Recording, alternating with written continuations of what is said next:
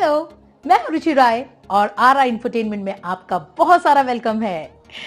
वादे के मुताबिक जो हमने पिछले वीडियो में किया था, उसके मुताबिक मैं हाजिर हूं इस वीडियो में बहुत सारे इंटरेस्टिंग फैक्ट्स के साथ। इस वीडियो में आज हम बात करेंगे कुछ ऐसे वेजिटेबल्स, कुछ ऐसे फ्रूट्स और कुछ ऐसे नट्स के बारे में जो हमारे हैं भी और हमारे नहीं है।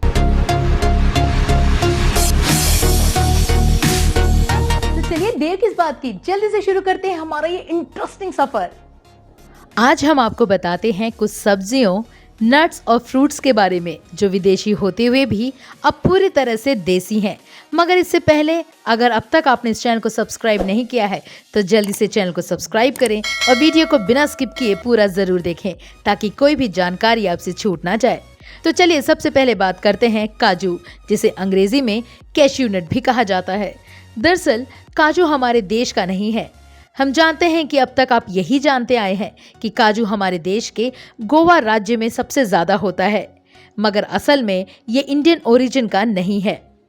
सबसे पहले काजू असल में ब्राजील में पाया गया और जैसे कि हम सभी जानते हैं कि भारत पहले से ही विदेशी व्यापारियों का पसंदीदा बाजार रहा है, ऐसे में काजू का भारत आना कोई बड़ी बात नहीं थी।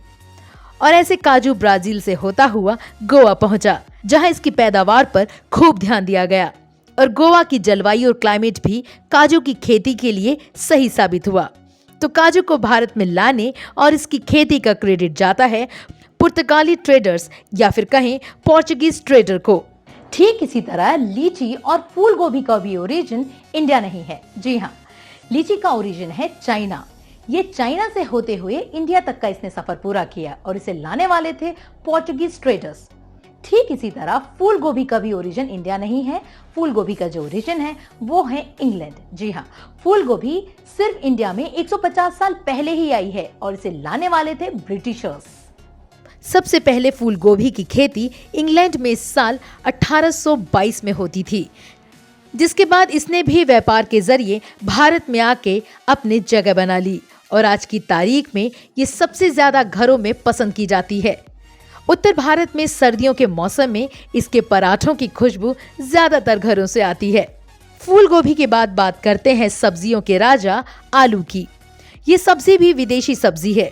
जी हाँ, साउथ अमेरिका में आलू पाया जाता था, जिसे इंडिया में लाने का क्रेडिट पुर्तगाल के व्यापारियों को ही जाता है।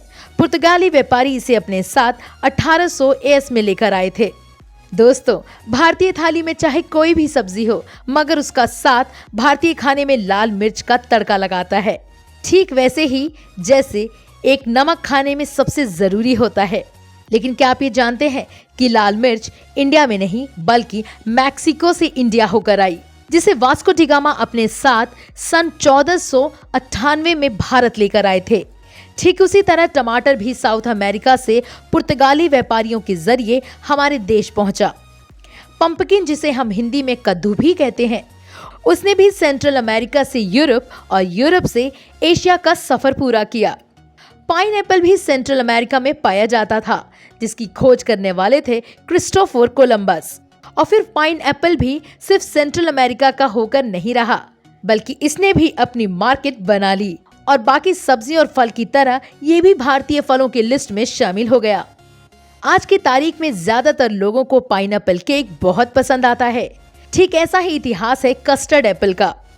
इस फल को भी वेस्ट इंडीज से 17वीं शताब्दी से अफ्रीका से होते हुए पुर्तगाली अपने साथ भारत लेकर आए। अमरूद भी भारत का फल नहीं बल्कि साउथ अमेरिका का फल था, जिसने व्यापार के जरिए एशिया में अपनी मार्केट बनाई। ठीक इसी तरह हम सब की प्यारी खट्टी मीठी इमली भी अफ्रीका से इंडिया पहुंची। तो देखा आपने, ये फ्रूट्स, ये नट्स, ये वेजिटेबल बेशक हमारे इंडियन ओरिजिन के ना हो, लेकिन आज की डेट में ये हर घर के किचन में जरूर मौजूद होते हैं और इनके बगैर हमारा काम ही नहीं चलता। फिलहाल इस वीडियो में इतना ही।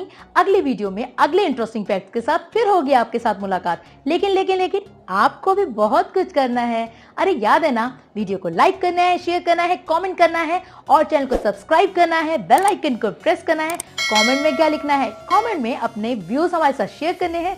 साथ ही हमें ये बताना है कि आप अगला वीडियो कौन से टॉपिक पे देखना चाहते हैं। तब तक के लिए गुड बाय।